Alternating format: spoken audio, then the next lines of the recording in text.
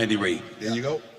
Over the last year, we've seen you kind of get into politics. Yeah.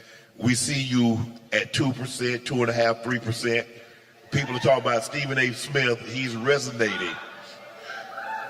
What made you decide to say, you know what?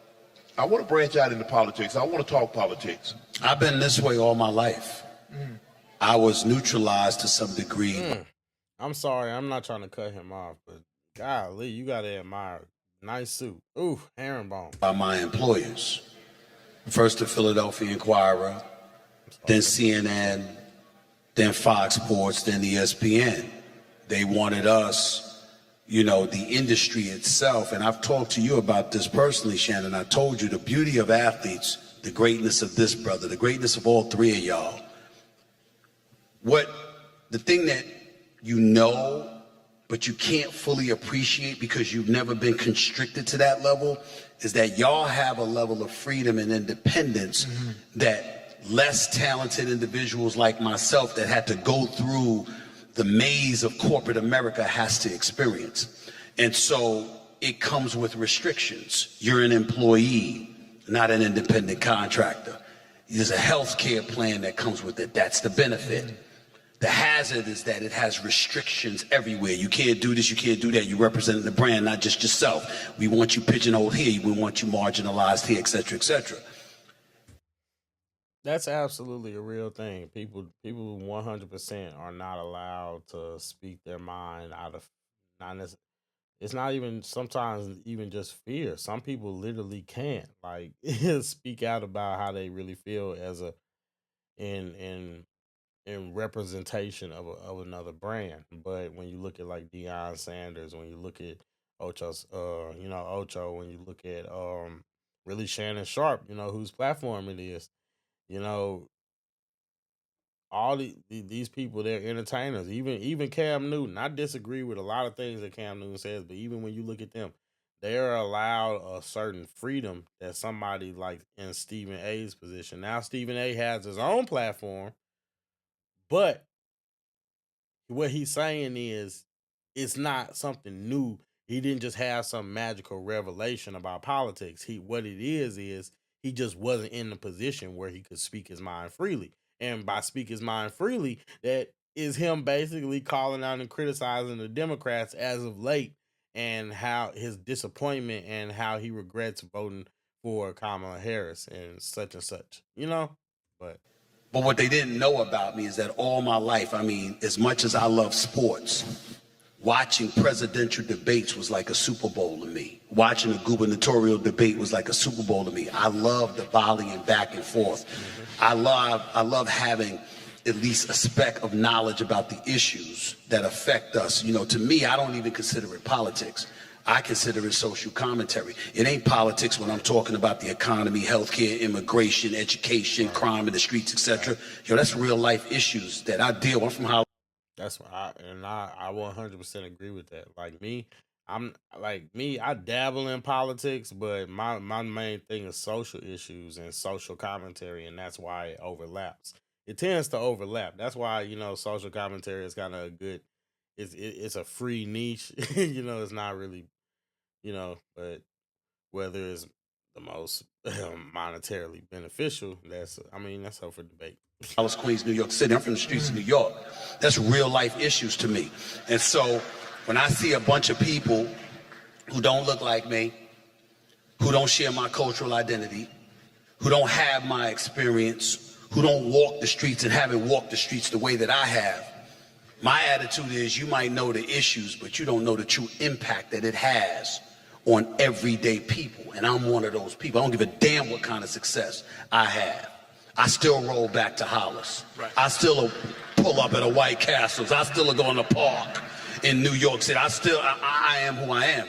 And so when the opportunity finally presented itself and I was able to branch out, it was courtesy, and this is where all of y'all play a role. Prime was an independent dude, always preached about independence. You came with Club Shay Shay, and then after that, Nightcap. And when y'all came about, and y'all were doing your thing along with others like The Pivot and others, I said, hold on. You've been holding me back, holding me back, holding me back. But these other fellas got their own platform. Right. Well, I got my own now. I own and operate it 100%. What's the problem? And they were like, we can't say anything. And so when I went there and did it, they were like, wait a minute, now you're doing sports. That's us. So we can't stop you from doing it, but we'll be damned if you're going to just have a sports show. Right. Then this should be for us. I said, I don't want a sports show. And when I told them pop culture and entertainment and politics, they're like, go ahead.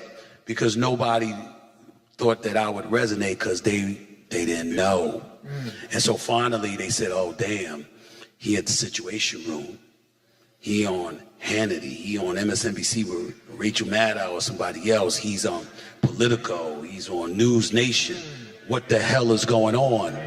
And all I said, like I said, he's referring to an incident basically where he spoke out against the Democrats, and he basically said that he regretted voting for Kamala Harris. He didn't think that she was the better candidate, and he realized, and he was one of the people that was honest and open about the fact that the Democrats lied to a lot of people.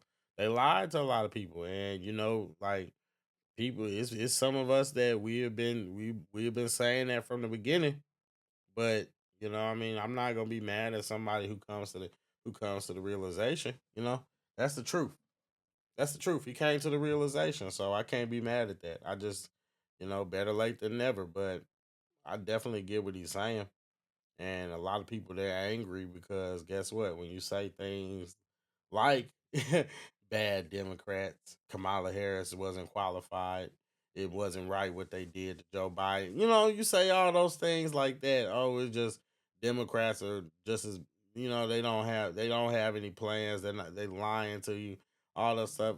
Like all these things we could talk about, but they get triggered. They get triggered whenever you mention it, you bring it up.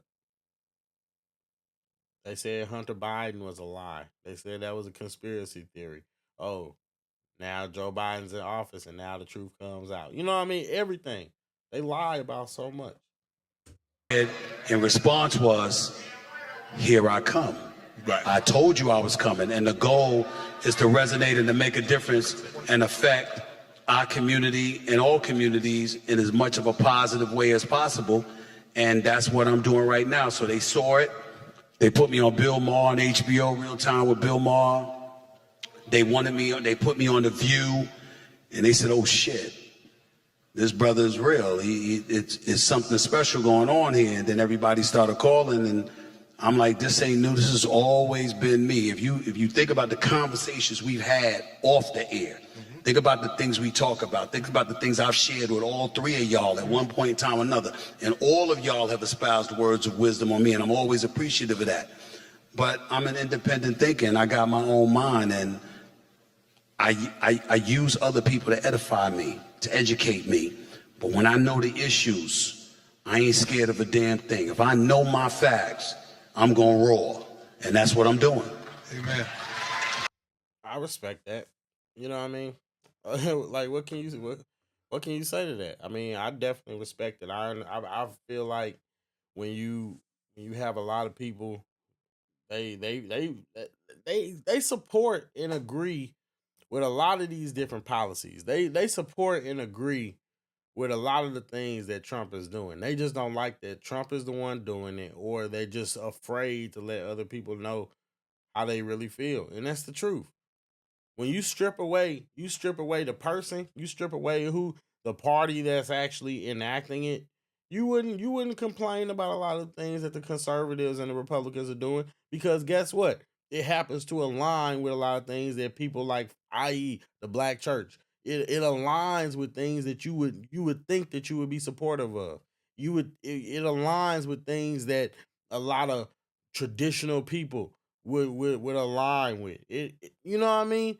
The average everyday man is not out here committing pooky behavior and is not out here destroying and causing havoc in the community. You know that? That's the truth. The average man isn't doing that. But but the average man will still support and rally behind the Democrats who will encourage that behavior. who will create the environment for that behavior to fester. That's I don't know. That's the difference. But shout out to him for being willing to speak his mind. You know what I mean? I'm pretty sure he'll say things that I disagree with, and I'm pretty sure that he'll say things that I agree with. But you know what I mean? That's the whole point. It's about having conversation, right? I'm just saying that's what it's supposed to be about.